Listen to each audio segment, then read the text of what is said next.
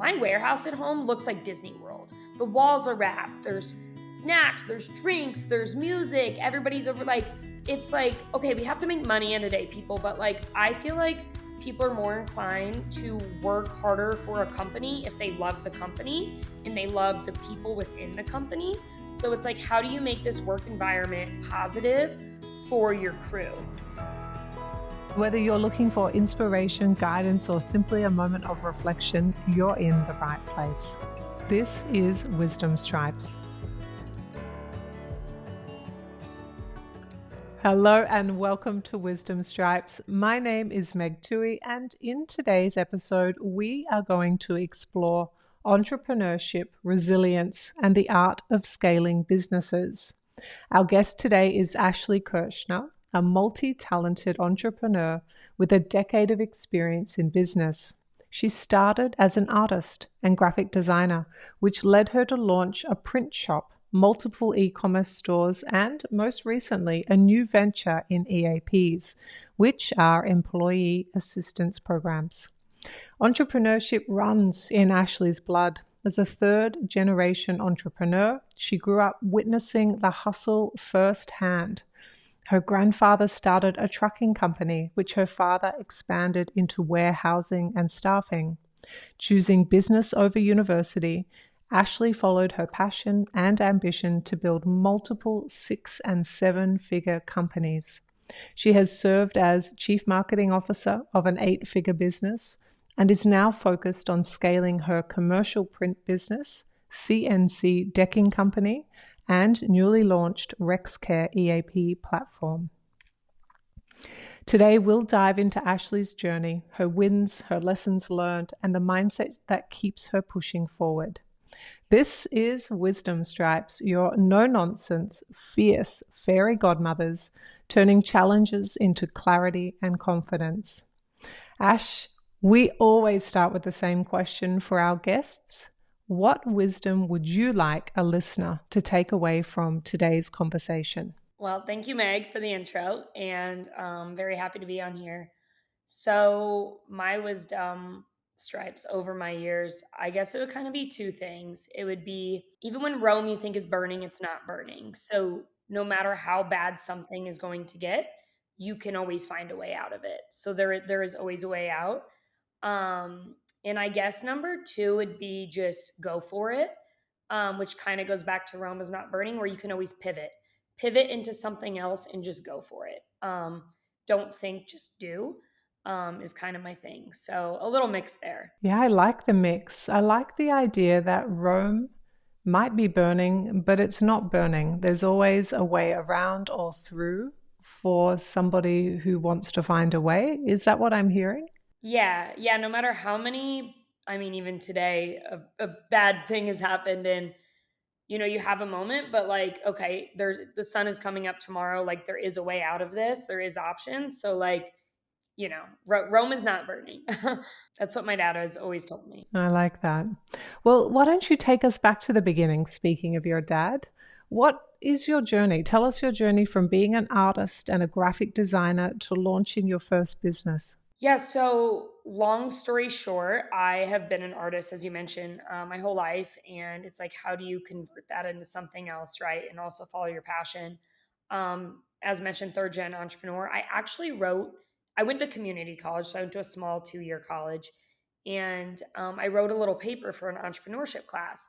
In the class, I actually wrote the paper on my first business, which was my printing company, Print Crazy. So in that, my dad helped me get started. He didn't come from printing, but he came from warehousing and logistics. So he had a space open in his warehouse, which is my grandpa's original trucking terminal. And he helped build out the company and teach me business basics, right? Which to him was really boots on the ground, door to door, marketing before all of the AI and a lot of other types of marketing out there. So that's how it started. And I've always had very large goals in life. And after a few years, I knew I want more. I want to build more. I'm a creator and I love waking up every day and building. So then I started the first e-commerce store and then the second e-commerce store and then got into boat decking. And then I converted that to something else.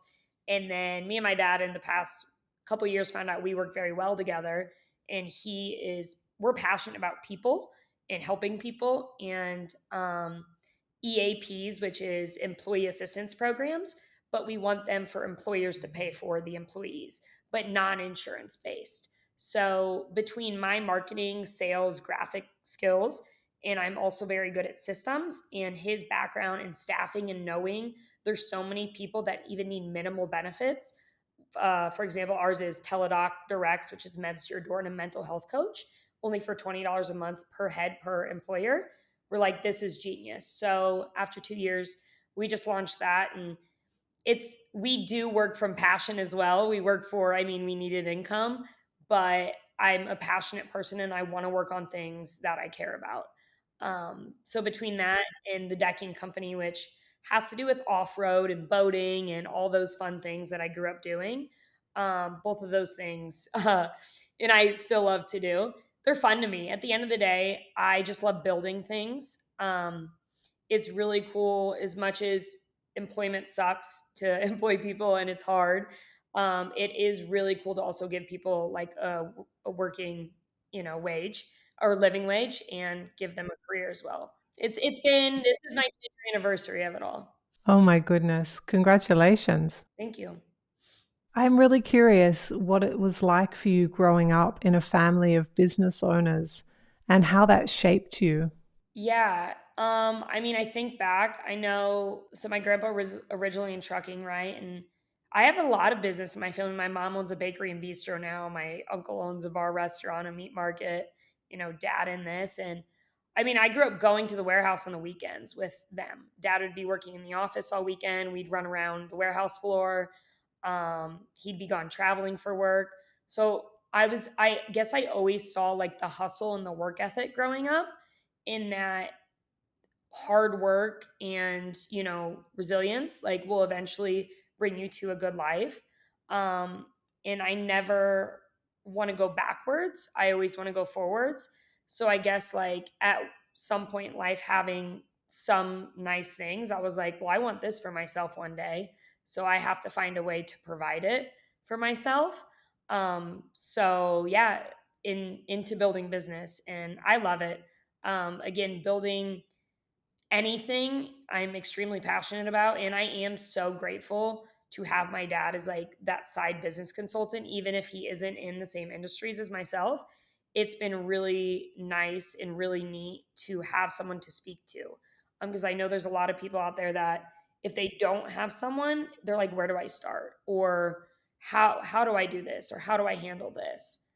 So I love even now helping people I come across as to just like with the basics, because I've had this wisdom and I've learned these things, and it's like, hey, here's some like tricks along the way, um, that I've learned to save yourself some time. Well, I have two questions here. Let's do the easier one first. The easier one is, what is the thing you find yourself teaching other people or trying to help other people in entrepreneurship? So I moved to Austin 2 years ago, and it was cool because nobody knew me. So I'm just like, I can be whoever I want to be, right? And it's nice because a fresh set of eyes on myself to get feedback. And the feedback that I've gotten from people I meet is, I guess my niche is I just start doing. Like a lot of people sit around and they plan and they plan and they plan and they say, I want to be an entrepreneur, I want to do this. I'm going to start something different tomorrow. Like I will test and I'll try and I'll fail and I'll win. And, you're not probably going to succeed at your very first thing. So, like, just keep trying stuff or different marketing ways or sales until something sticks. So, again, my biggest thing is just start. Like, just start doing something. Stop thinking you have to make it perfect. And I think that's really the advice, like, when speaking with people, that I give them. They're so worried about like, I need to build this, do this, do that. I said, go try to make $1 first. See if, people want to pay you for this, and then worry about cleaning up the website or the logo or this, And yeah, I think that's my biggest advice.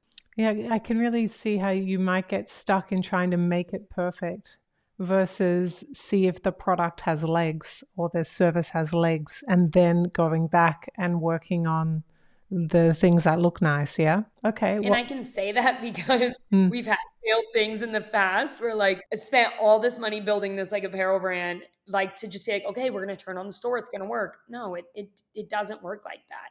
Epic fail. Like epic fail. I mean, just as many wins as I've had, there's been that many fails and a lot of money loss. So again, if we now I know better is to kind of test trial, to play around in the market, see what the feedback is, and then put your 100% into it. Oh, that's really interesting. What's the most amount of money you've ever lost, do you think? Oh, uh, yeah. So let's see. I was working with an ad agency a year and a half ago. I'm not going to claim who they are.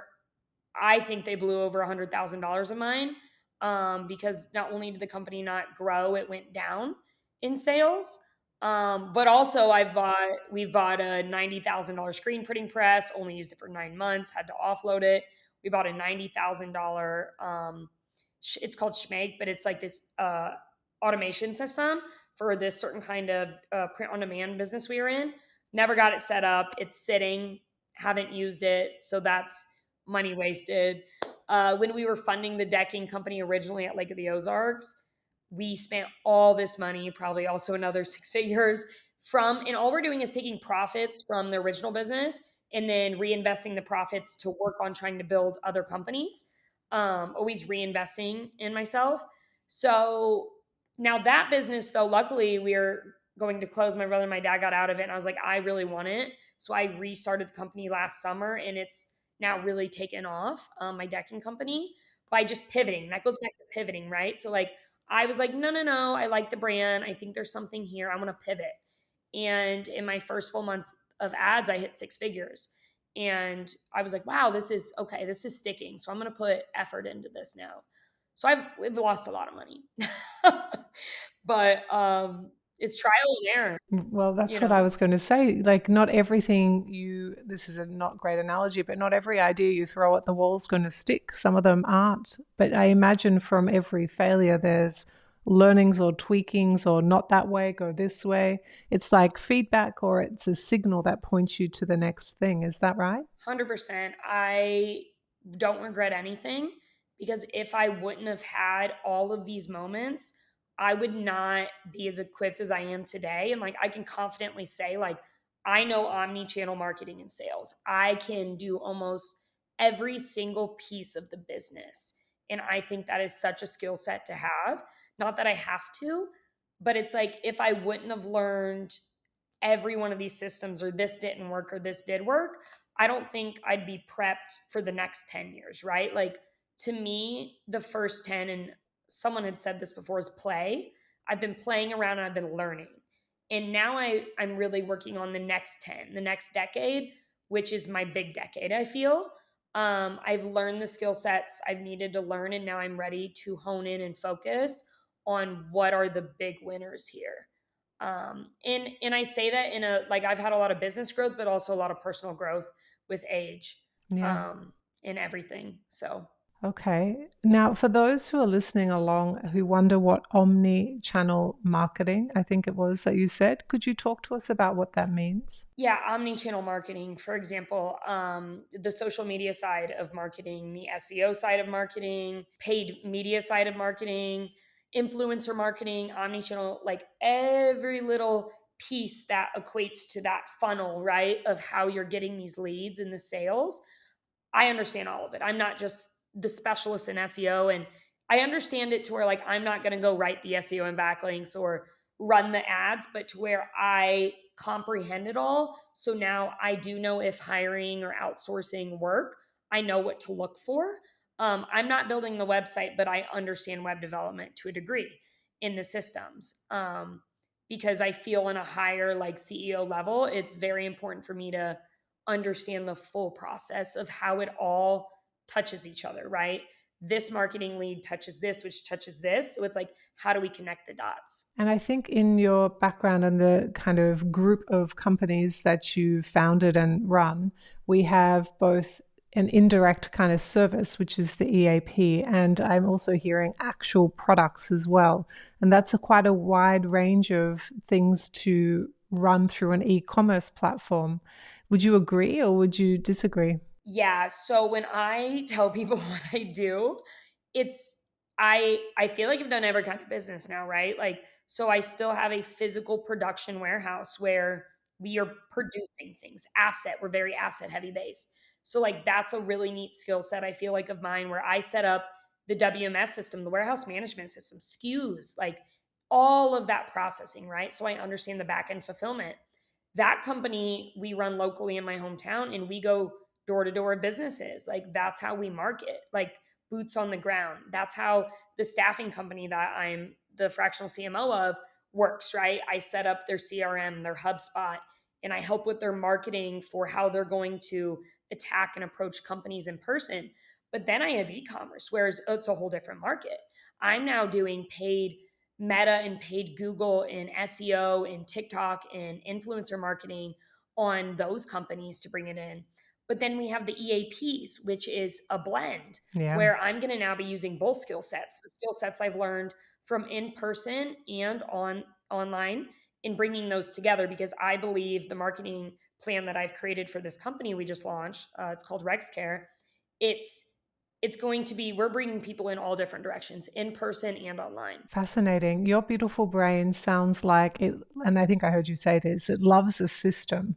And it feels like once you've locked down how something works in intricate detail, that doesn't fade. You just keep adding on other segments until you have this multi layered, multi-discipline approach to understanding the systemic underpinnings of business. Is that a fair assessment of Yep. how your brain works? Yeah, it's kind of like the first e-commerce store. I was like, oh my gosh, that was a monster, right? And then this other one, I just flipped it and whipped it out. Like I could now that I know that skill set and that process, I'm like duplicate, right? Mm. Like find the niche, duplicate it. You nailed it. I work in processes and systems. I don't like something open-ended.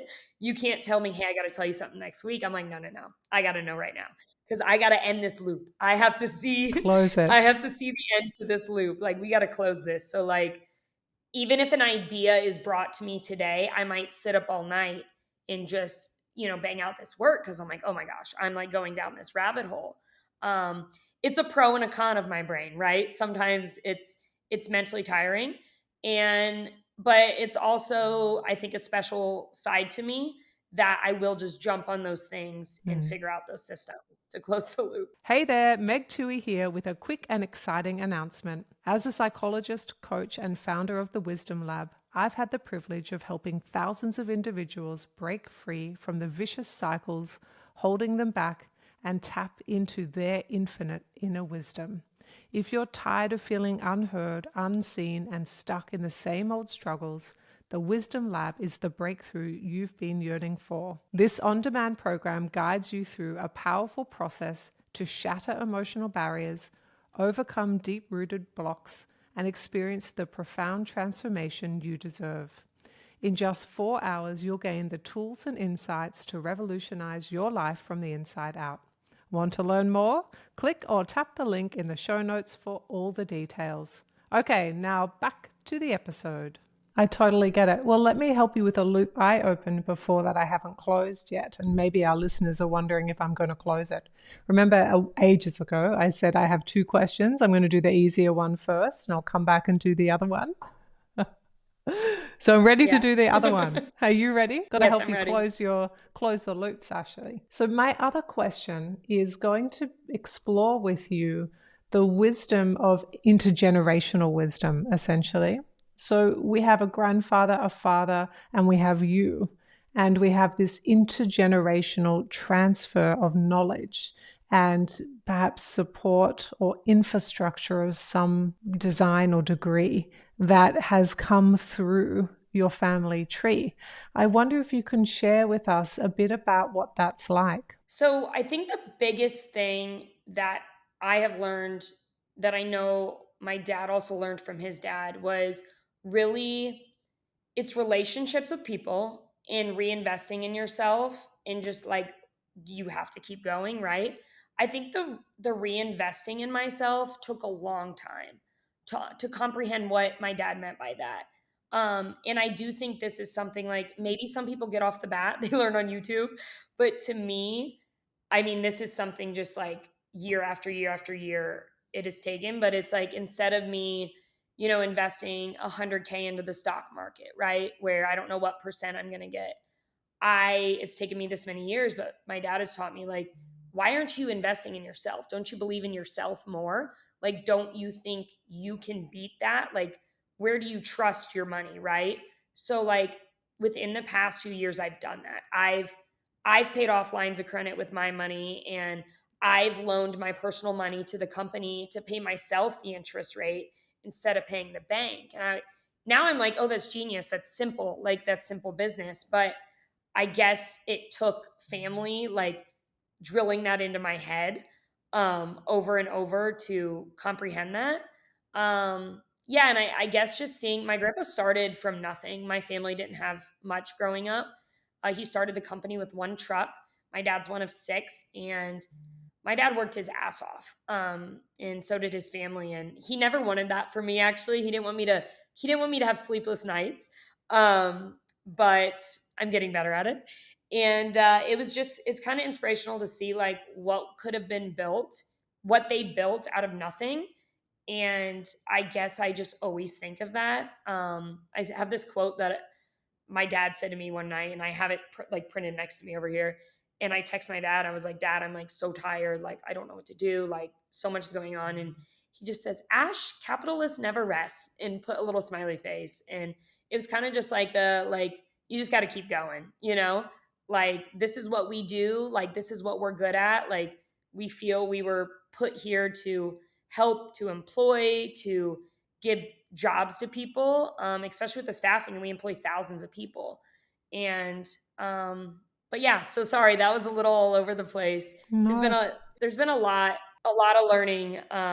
But yeah, I would say those two things. Yeah, that's really special. And I think the threads that I'm really interested in, and it might be hard to see, it might be so close to you that it's hard to have some distance or perspective from. But as an outsider looking in, I can't help but notice sort of like there's three of you on the ladder, your grandfather, your dad, and then you, and you're at the bottom, he's in the middle, and grandpa Pa is up the top. And each one sort of has their hand down below to sort of show the way and to bring the next generation through. I just wonder if you have any words to describe what it feels like to have that infrastructure available to you. Blessed. Sincerely, like I feel like I have the greatest family in the world. Like like when I have bad moments, it's like, okay, you know what? Like my dad actually is my best friend, and I adore my dad, and my grandpa's passed, but and he loved hearing about my businesses, and it just fueled him. So end of the day, like I do think I am so blessed to have that opportunity, right? Where dad was like, okay, I went to 2 year, I had to do that, but it was like either university or the business, right? And it's like not a lot of people have that opportunity. So it would have kind of been silly of me to take his wisdom, which was also from his father, and not give it a chance. I say business is in my blood. Like it's a part of who I am. You can see it. You can see it in my grandpa. You can see it in my dad. Um, but yeah, I feel very grateful and blessed. And it's like that's why I do love sharing things that I know and learn, because not everybody has what I have had in the upbringing that I've had. So let me flip this question in a different way as well. What I'm really now curious about is we fast forward some time and you either have adult-ish children of your own, and if you decide not to have children, you have mentees around. And now you're sort of passing the baton. There's someone coming after you on that ladder and you're passing something down. What do you want to be your legacy for that next generation coming through? How do you want to do it? Or what do you know in your bones about transferring that wisdom? Oh, my kids are gonna start companies. Like I mean, if they don't want to, they don't have to. Eventually when I get there one day. But like I believe in also a non-traditional way of raising kids one day, and things like homeschooling or special schooling to further them along quicker. Even though I'm only 29, I also feel behind with the way the world is right now because there's 21-year-olds killing it, but I didn't have all those tools at 21. And I'm like, oh, my kids are going to have all the tools. And I want to give them everything that I've learned if they want to use it, to like show them that they can build whatever they want and they really can do whatever they want, but leading them in a direction of finding something they will also enjoy. My dad was very good about like, and he's always been good about this even with my brothers, is like, what makes you guys happy? Like, what is your niche, you know?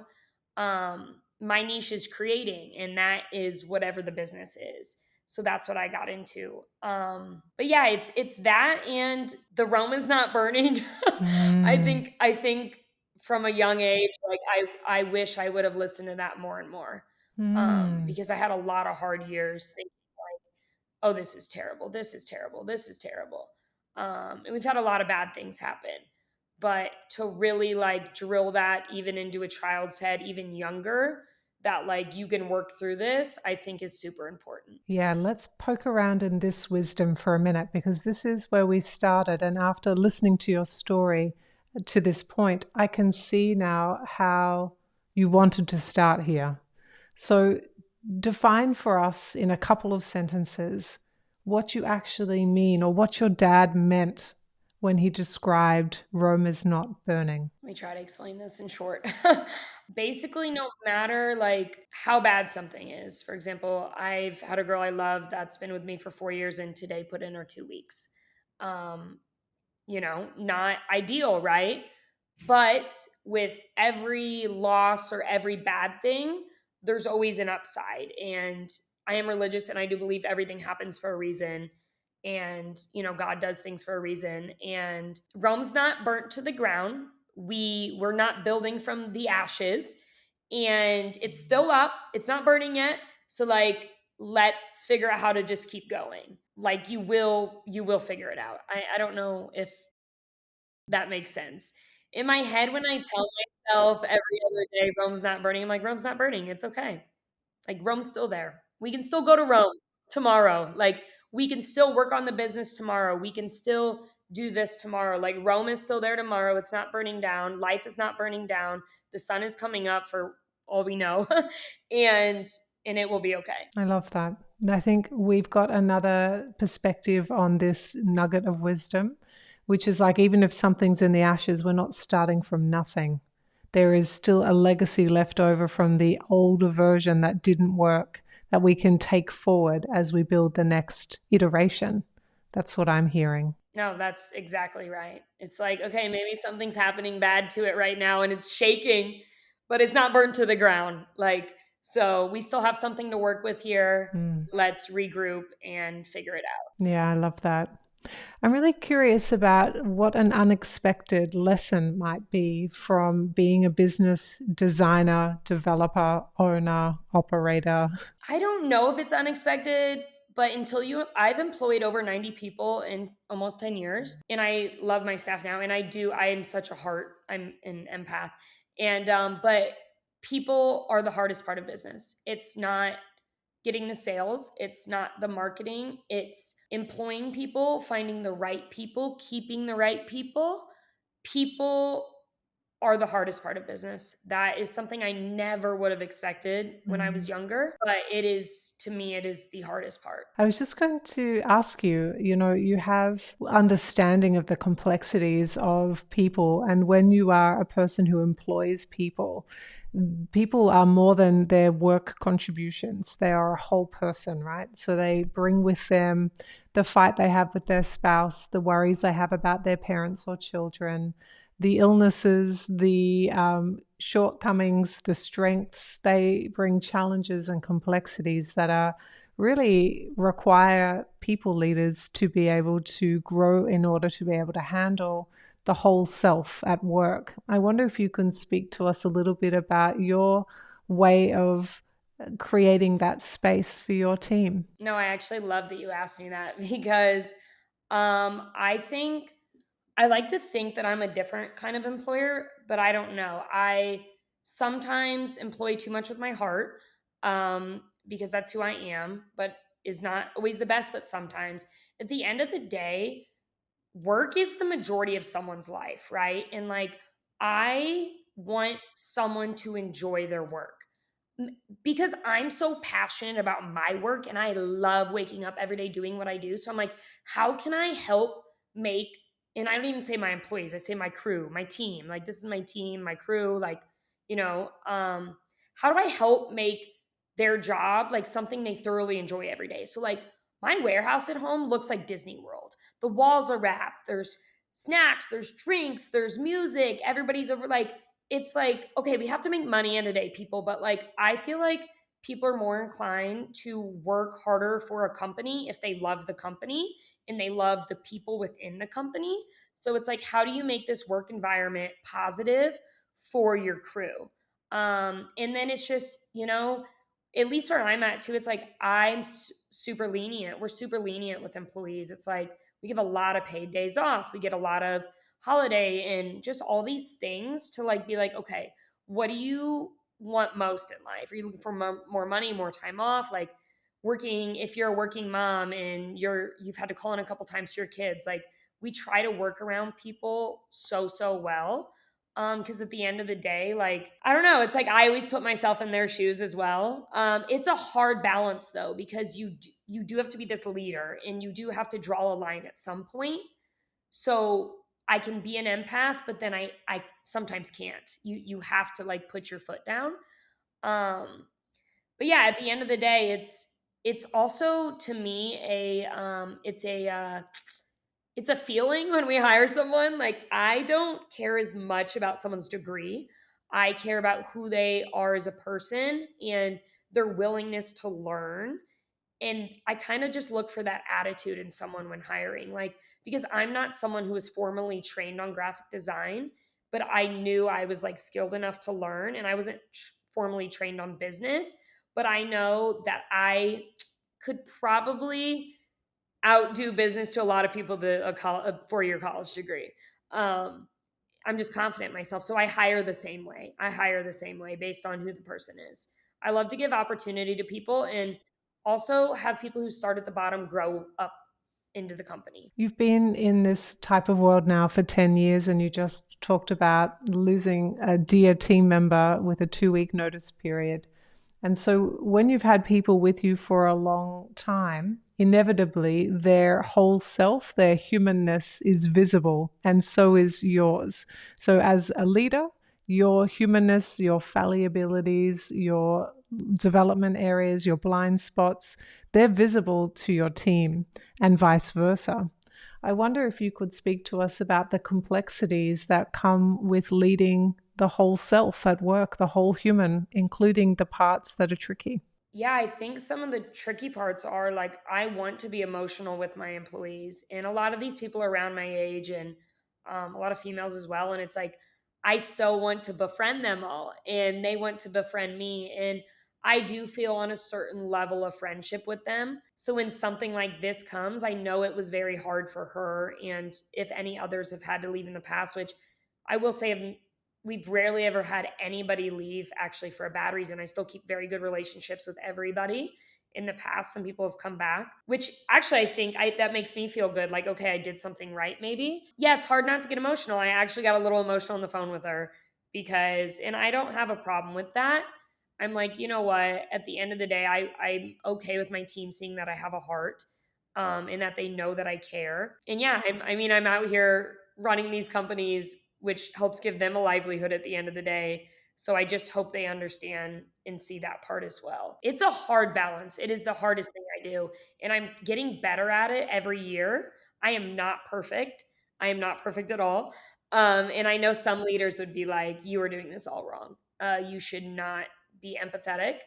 And it's just not who I am. So I don't think I'll ever be a non empathetic leader. Yeah. What would you say the most complex growth it has been for you when it's come to leading people or leading the company out of a difficult time? Can you tell us about a time when you've gotten yourself really in a space where you've had to respond by growing in order to solve the problem, whether it's like a people based problem or a delivery based problem or a company based problem? Yeah, we had a big problem a couple years ago. I mean, we've had a lot of problems, but I got my domain taken away, which, if that's alien language to some people, I got my website URL. Someone had a trademark, actually a $500 million company on it. And I had already paid six figures in SEO. The company was growing, and I had an 18-day notice to get rid of it and somehow not have the company crash and burn. So that was all on me. And my web developer, who still works with me today, and the agency I was working with at that time. And my team really couldn't do anything to help. I had to inform them of what was going on. That was hard, because it's like we had to take a big dip in sales when that happened. So it's like, I've also always been like, I don't ever want to have to let anybody go. So, how do we make enough money or maneuver in these ways to keep everybody on board? Because I just don't want to have to let someone go. That was a big one. And then when COVID hit, we didn't want to let go of people. So we blew through money for a while at one point. I mean, I had a girl just like painting cabinets in the office, like just like doing something um to try to keep our good people, like our top people employed, because we knew like it was coming back, and it's like we're going to do everything in our power. And I think I tried three other new kind of businesses during COVID, because like we were able to be open because we were a vinyl company. So we were making stickers and stuff for people and all that. But I was trying every new idea. I made like a funny t-shirt store to sell because t-shirts were flying, and whatever it was to keep the people employed has always been a top of mind thing. Like even taking pay cuts myself, which we've always reinvested for years, so I've never paid myself super highly, but like to keep someone else on, I'm going to cut my pay because I know it'll come back, but I need to keep them employed because I don't want to lose them. So the domain loss and COVID, those are the two biggest things in my decade that I remember. Yeah, fair enough. They sound like two very big things. And COVID was a very tricky time and unprecedented, which was the word of the 5 years that we've been talking about it, is we didn't have a go-to strategy. We hadn't seen it handled before on a global level. And so we had to figure it out, didn't we, as it was unfolding. We had to try and make the best decisions we could. Yeah, you just day by day. It was always something new. Yeah, we came out of it and it was fine. Yes. Again, Rome almost actually was kind of on fire, but Yeah, almost. it did not burn to the ground. Let's talk about responsibility, because I think I heard you say you're 29, you've been in this type of work for 10 years, and you've hired 90 people, six and seven figure businesses, a CMO for an eight-figure business. This is the description that you are painting of yourself as someone who carries a big load. And that load is fueled, I think, by your sense of duty or responsibility or care. And I can hear a level of conscientiousness and future proofing and kind of visionary. I wonder if you can talk to us about how you manage the load and how you organize that within yourself so that it doesn't feel overly burdensome. It's funny you say the word visionary. So, my personal brand that I'm creating and I've been working on just as a place for myself is called the Visionary Vessel, because I do think of myself as a visionary, and a vessel is a ship. And I love the water and I love a lot of things that a ship brings and means. No, it's a lot. I actually just 2 weeks ago was on a Zoom with my dad and I was a little emotional. And he's like, you deal with a lot more than the average 29-year-old female. I'm like, I don't have time to date. I don't have time to do this because like I'm so focused on not drowning. But I just have such large goals in life. It's not even a money thing. Like, yes, I have a money goal, but like to me, it's knowing I could put my mind to something and I could build something that I want to build and that I was able to do it. Like, I just don't think at the end of my life, like, I'm going to be happy unless I do that, unless I actually accomplish like some of these building goals that I want to do. Do I want to have 1,000 employees at one point in time? No, I don't enjoy having a lot of people, but I want to continue to find and grow with the best people to compensate and give those people, a wonderful way of life. And because I do enjoy having a really awesome team around me, and it takes time to find these people. So I'm excited about that. I don't know how I handle it, to be honest. My life is a little chaotic, because I have an extreme amount of ideas. I want to start something new all the time, and I have to hold myself back from doing that because I am someone who could like literally whip out a new company every other day, but I need to like sit and focus. But yeah, it's a lot. I do self-therapy. This is funny, kind of crazy, but I will do Loom videos with myself if I'm having a moment, record it and then immediately watch it right after to like hear myself, like what I'm speaking about, and then I actually have them saved and I'll go back and re-listen to like last year. Oh wait, that was way worse than what it is right now and I'm here today. So like I made it through that moment, like I'm going to make it through this moment. Ooh, that's powerful. That's actually super powerful because, you know, when you speak into something that records you and then you watch it back, you get perspective. You're not in your brain thinking about it, which can accidentally turn into rumination. Instead, you've made yourself something observable. And not only does that help with you real time in processing what's happening right now today, when you watch that back, it helps you over time to see your growth, to see your arc, to see your journey, and also your resilience. It's probably a really, really thorough way of banking all of your leadership wins and all of the times that you've been able to rise from those ashes or tricky times. What a lovely piece of wisdom that was. It was honestly, when I tell people it, they think I'm crazy. No. And I think it's one of the best things I've ever done. I mean, I will be on camera crying, like, but I'm just speaking my honest truth in the moment, whatever's happening. And like 2 months ago, I went back and watched last year's, and I was like, I got emotional watching it because I was like, this was really cool. Like, it was really neat to see where, like you said, how far I've come in that. Okay, I was able to do it then. So I do recommend that too. Again, I call it self-therapy, but maybe self-growth and therapy, at the same time. Well, you're just providing yourself with that witnessing. So we do get stuck when we think too much. It has to come out. We have to be able to write it or speak it. And then when you can see it back, you get a type of perspective that's not possible if it's not spoken out loud or written down or videoed. You know what I mean? Exactly. Like, if you watch a video of yourself having a breakdown, like, you're like, "This is it hits home." Like, it's so emotional, but it's in a very good way, in a very, like, growth way. No, I actually that is another part of, not I don't know if that's a wisdom, but I it's a recommendation I have for people. I think it's It's wisdom. cool to look back on.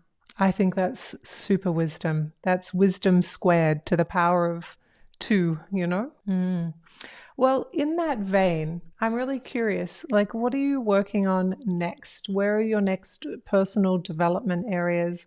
Where's your next investment of time in growing? Either something within yourself or something outside of yourself? I'm really learning because I'm someone who does run a lot of things, and I know that I could get even more done and move faster if I was better at hyper focusing.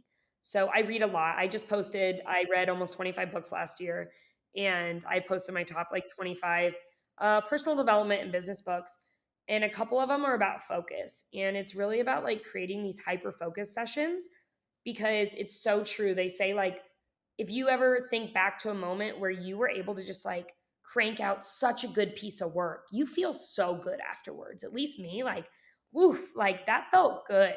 So I'm honing in and trying to learn how to do that more often on a daily basis because I think, well, I know being able to do that and focus better like that, I think it will clear up a lot of things. Mm, So and this next decade is I created a vision board. I'm a girl, and the word focus is very large on there mm, because I bringing it again to those focus sessions. and as a whole for the company, helping my staff and my team with what is the main focus, Mm-hmm. because sometimes I give them 1,000 things. I think that will be super helpful in growth for all of us. Yeah, that sounds like it will really shift the needle for you. And what an exciting thing to build your muscle in. Yeah. Yeah, I'm someone who believes I'm going to grow till the day I die, Yeah. and I'm obsessed with learning. I podcast, I audiobook, I YouTube. Like Yeah. I haven't owned a TV for 2.5 years because I just want to sit around and learn Yeah. and work. Yeah. Yeah. I can hear the joy and the pleasure you get from learning and growing. And it feels like your set of businesses are kind of like a hobby as well as your passion and your work, like you enjoy the time you spend in them. I hope one day that I have enough credibility where I would love to speak. I would love Mm. to speak on a larger platform, Mm. to share wisdom. Mm. And I'm known for my energy, Yeah. and I just love giving that back to people. Yeah.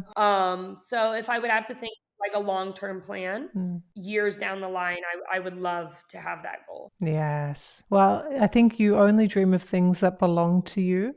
And so I'm sure that's something that's coming your way. Yeah, Yeah. I truly believe, like, I'm so confident in myself nowadays. I didn't used to be this way, that like I know anything that I want to do, I will make happen, and that's taken years to come through that. But Mm. I've seen everybody does it, and I know I can do it. Right. And you've got the evidence in front of you of all the times that's been true. So now your beautiful brain can accept that as a belief that's true because of all the reference points you have. Exactly. Yeah. That's exactly correct. Beautiful. All right, Ash, here's the thing. We are reaching the end of our conversation, and it means it's time to go and take a seat on the deck. And it's a beautiful night. The stars are just coming out, and we've got our perfect drinks. Maybe yours is warm, maybe it's cold. You're in your comfy cozies. We've got our slippers on, or we've got shoes off, depending on what works for you. And we're sitting in a cozy chair, and there's a third chair, and our listener is sitting there with us. And we're finishing this conversation. We're kind of reaching the end of the night. We're both looking at you, and we're really curious because we can feel you have one last piece of wisdom or advice you're going to leave us with. And we would love to hear what that is. What's this one last thing that if we knew, it would really help our lives or our journeys or perhaps even our loved ones? I have to go back to my original and what I tell myself when things bad are happening. And it is Rome is not burning. Mm. And that even goes back to the self-reflection and all of that, whereas like realizing like, okay, like it's not burning, it's not burnt down, the sun's coming up tomorrow, like we can work through anything. um I'm still alive, I'm here, I'm good, I'm well. No matter if someone quit or I lost this money, Yeah. you started from nothing, you can start over from nothing if you have to. I tend, or I used to, just every situation was like so bad, so bad, so bad. But it's not. Like at the end of the day, like it's all fixable and you can always pivot. So that's what I tell myself. Rome is not burning. I love that. We can pivot, we can use the data from what failed in order to build something different. It might be at ash level, as in like down, burned down to the ground, but not everything is. Some parts are still intact, other parts are within us, in our brains, in our bodies, in our hearts. And that is the energy that can take us forward to the next stage. And I think that is really an important piece of wisdom. And it does sound intergenerational, like it's come down from your grandfather to your dad to you and now to us. And that feels really special too. Yeah. No, it does. That is one that I will remember for the rest of my life and pass on to my future kids. Yes. Beautiful. Well, Ash, thank you so much for being here with us today. We have loved getting to know you, and thank you for sharing your journey and your heart so openly. It's been a pleasure. No, thank you so much for having me. I thoroughly enjoyed this, and I hope someone can take one small piece of wisdom out of this, Yeah. and that would make my day. So, Right. It's a lovely feeling, isn't it? When something you've walked through that's been hard earned is of value to somebody else and it makes their journey quicker or easier. That's a good feeling. the quote, and I can end with this, and our staffing company is people helping people helping people. Hmm. And at the end of the day, that's, pretty meaningful to me. Yeah, very beautiful and a perfect way for us to end. I'd like to thank Ashley Kirchner for joining me today on Wisdom Stripes. In today's episode, we explored her journey from artist to entrepreneur, the lessons she's learned in scaling businesses, and how she continues to push boundaries in multiple industries. If you enjoyed today's episode, make sure you're subscribed so you never miss an update. You can follow Ashley by searching @crazy with 2 E's _Ash on Instagram. To stay connected with me, follow @MegTuohey official on Instagram. Thank you for listening to another episode of Wisdom Stripes. I hope you gained a little wisdom today. My name is Meg Tuohey, and this is Wisdom Stripes. Thank you for listening to this episode of Wisdom Stripes. Follow me on @MegTuohey official and leave a comment and review. I'm looking forward to meeting you here next time on Wisdom Stripes.